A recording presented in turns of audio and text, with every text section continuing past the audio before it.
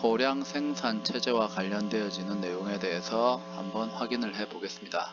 이 부분은 특별하게 어려운 부분은 없습니다. 단지 여러분들이 암기해야 될 사항이 있어요.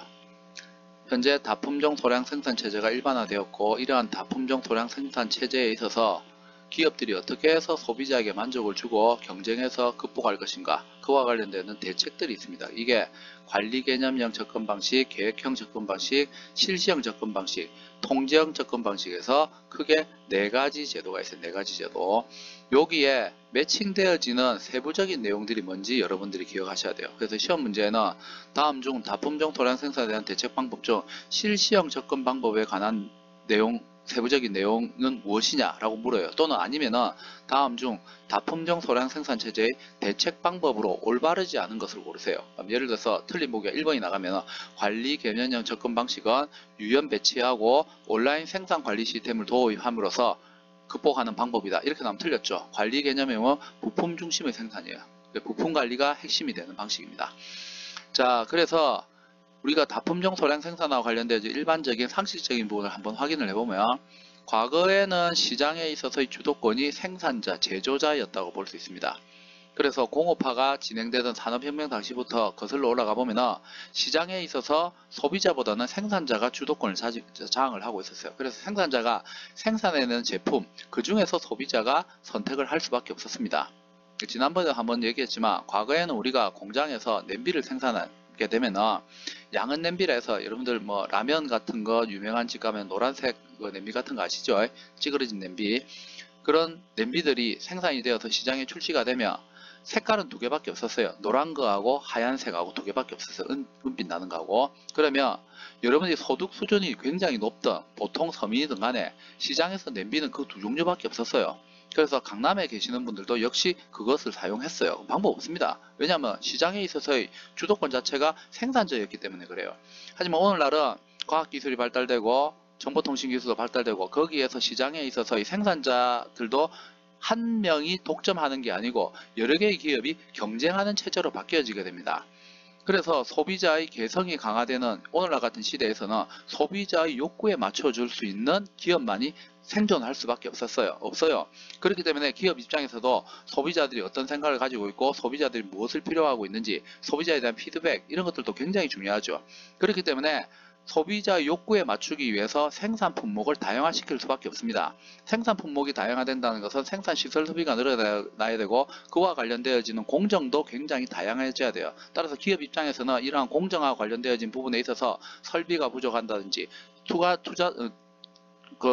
좀 더 투자를 강화시켜야 된다든지, 이러면서 자본에 대한 압박도 이제 발생을 하게 됩니다.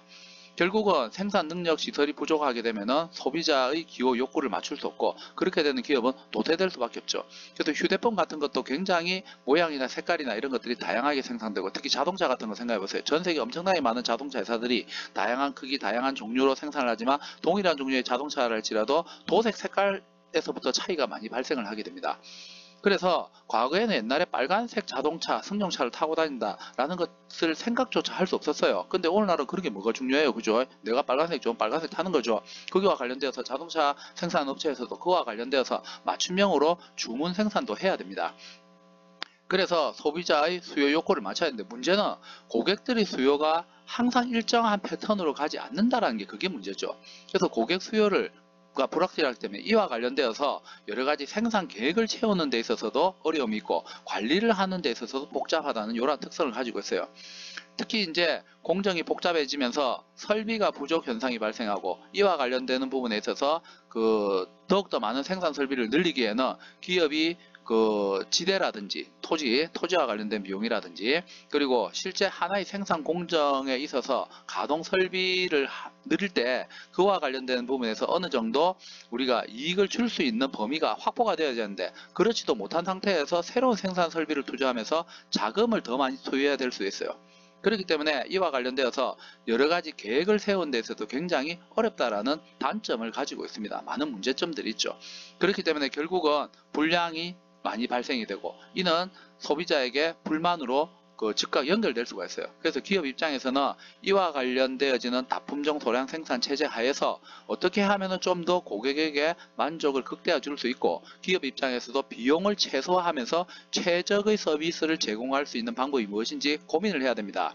그래서 이제 관리 개념형, 계획형, 실시형, 통제형과 같은 방식들이 등장을 하게 되었고, 기업의 여건에 맞추어서 어떤 방식을 적용하느냐에 따라서 이제 사실은 이 다품종 소량 생산 시대에 살아남을 수 있느냐 없느냐 결정되겠죠. 그래서 이제 계획형 같은 경우에는 MRP, 우리가 보통 기업에서 여러 가지 자재 소유와 관련되어지는 부분에 있어서 생산 부분에 있어서 혁신을 도모하게 된 것이 바로 MRP죠. 그리고 이게 이제 기업 내부에 존재하는 모든 자원을 효율적으로 관리할 수 있는 시스템, 그게 바로 ERP죠. 그래서 오늘날 ERP까지 성장을 했어요. 그리고 JIT 시스템은 Just in Time이죠. Just in Time, 즉시 생산 시스템이라고 부릅니다. 그리고 재고 제로 시스템이라고 부르죠. 이러한 JIT 생산 방식에 있어서는 결론적으로 주문 생산 시스템을 갖춰야 돼요. 그래서 소비자들로부터 사전에 주문을 받고 거기에 맞추어서 원자재도 준비해서 투여하고, 그렇게 함으로써 재고를 최소화시키는 겁니다. 그래서 처음부터 계획 생산을 할 수가 있죠. 철저하게 생산을 통제시키는 접근 방식이 JIT 생산 방식이죠. 그래서 여러분들은 실제 시험하고 관련되어지는 부분은 여기에 다품종 소량 생산 체제의 특성하고 문제점 같은 거는 시사적인 부분이고, 우리가 지금 살아가고 있는 이 일상 생활하고 밀접한 관계가 있기 때문에 크게 어려움이 없습니다. 근데 이런 거는 약간 전문성을 요구하죠. 그리고 이렇게 세부적인 내용들이 뭐가 있는지 링크를 잘 지키셔야 됩니다. 시험 문제는 여기서 나와요. 시험 문제는 여기서. 그래서 여러분들이 요와 관련되는 개념은 여러분들이 암기만 잘 하시면 될 것 같아요. 그래서 요거는 꼭 암기를 하세요. 시험하고 직결되기 때문에. 자, 수고하셨습니다.